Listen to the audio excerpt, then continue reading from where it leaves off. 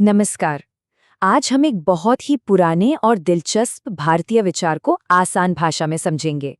ये विचार कहता है कि पूरा का पूरा ब्रह्मांड और हाँ, हम भी सिर्फ 5 मूल तत्वों से बने हैं। तो चलिए एक बड़े सवाल से शुरू करते हैं। एक ऐसा सवाल जिस पर भारत की प्राचीन दार्शनिकों ने हजारों साल पहले मंथन किया था।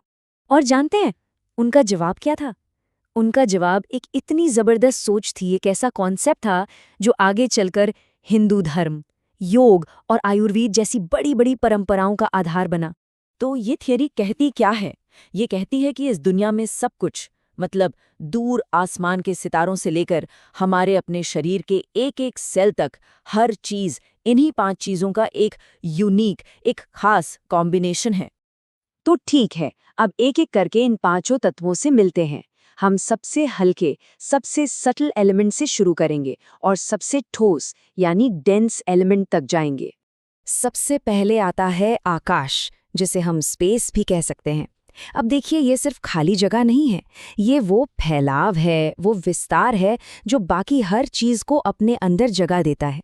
अगर हम अपने शरीर की बात करें तो हमारे शरीर में जो भी खोखली जगहें हैं, जैसे हमारा मुंह, नाक, पेट, वो सब आकाश तत्व को रिप्रेजेंट करती हैं। आकाश के बाद है वायु यानी हवा। जैसा कि नाम से ही जाहिर है, ये हर तरह की मूवमेंट, हर तरह की गति से जुड़ा है। जरा सोचिए, हम जो सांस लेते हैं, हमारे शरीर में खून का जो सर्कुलेशन होता है, यहाँ तक कि हमारे दिमाग में जो विचार दौड़ते हैं, उन सब की गति इसी वायु तत्व से आती है। फिर नंबर आता है अग्नि का, यानी आग। इसे आप अपने शरीर का पावर प्लांट समझ सकते हैं।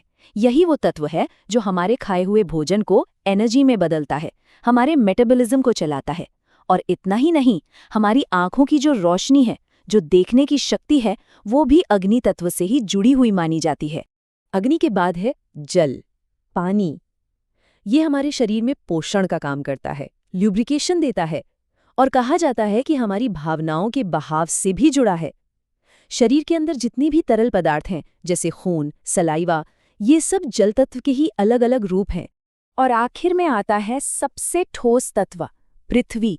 यही वो एलिमेंट है जो हमें हमारा फिजिकल फॉर्म यानी हमारा ये शरीर देता है, जो हमें स्टेबिलिटी देता है, एक ग्राउंडेड होने का एहसास देता है। हमारी हड्डियाँ, हमारी मांसपेशियाँ, हमारी त्वचा, ये सब पृथ्वी तत्व की ही देन है। अब यहाँ एक बहुत ही मजेदार बात आती है। माना जाता है कि ये हर एक तत्व हमारी 5 इंद्रियों यानी 5 सेंसेस में से किसी एक से जुड़ा हुआ है। जैसे पृथ्वी तत्व का कनेक्शन है गंध से, जिसे हम नाक से महसूस करते हैं। तो एक तरह से ये तत्व हमारी अंदरूनी दुनिया को बाहरी दुनिया से जोड़ने का काम करते हैं। तो अब तक जो हम बात कर रहे हैं, ये सिर्फ कोई फिलॉसफिकल आइडिया नहीं है, बल्कि ये भारत की पारंपरिक चिकित्सा पद्धति आयुर्वेद का बिल्कुल फाउंडेशन है, उसकी नींव है।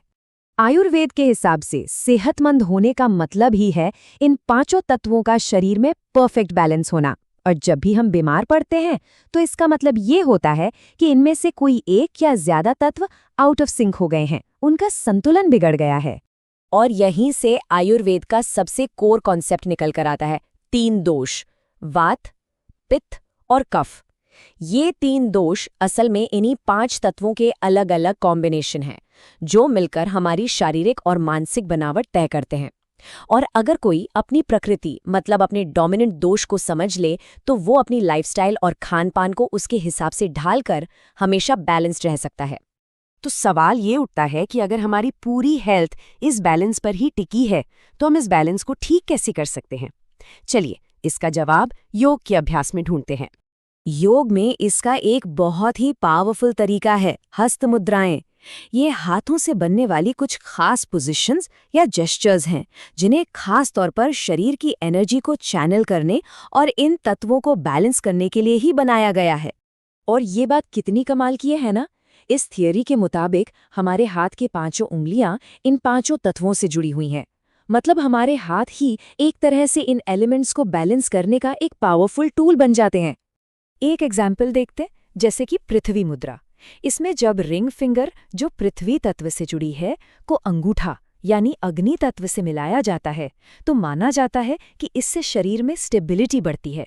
इस मुद्रा को करने से एक ग्राउंडिंग का एहसास होता है और जो इनसिक्योरिटी की भावना होती है वो कम होती है। लेकिन रुकिए, इन तत्वों की कहानी सिर्फ 5 पर ही खत्म नहीं होती। जैसे जैसे ये विचार फैला, इसने दूसरी फिलोसॉफिकल ट्रेडिशंस को भी इन्फ्लुएंस किया और ये कॉन्सेप्ट और भी इवॉल्व हुआ। यहाँ एक बहुत ही इंटरेस्टिंग डेवलपमेंट हुई। कई बुद्धिस्ट ट्रेडिशंस में इन 5 तत्वों के साथ एक छठा तत्व भी जोड़ा गया और वो था चेतना या कॉन्शियसनेस। ये वो मन या विवेक है जो बाकी के 5 तत्वों को महसूस करता है, उन्हें एक्सपीरियंस करता है। इस एक एडिशन ने पूरे फ्रेमवर्क को एक नई ही गहराई दे दी। तो चलिए फटाफट से सब कुछ समेट लेते हैं। हमने देखा कि पंचभूत का सिद्धांत कहता है कि पूरा ब्रह्मांड 5 तत्वों से बना है: पृथ्वी, जल, अग्नि, वायु और आकाश। आयुर्वेद में हमारी सेहत इन्हीं तत्वों के बैलेंस पर निर्भर करती है, जिसे हम 3 दोषों के जरिए समझते हैं। योग में मुद्राओं जैसी प्रैक्टिसेस से हम इस बैलेंस को ठीक कर सकते हैं।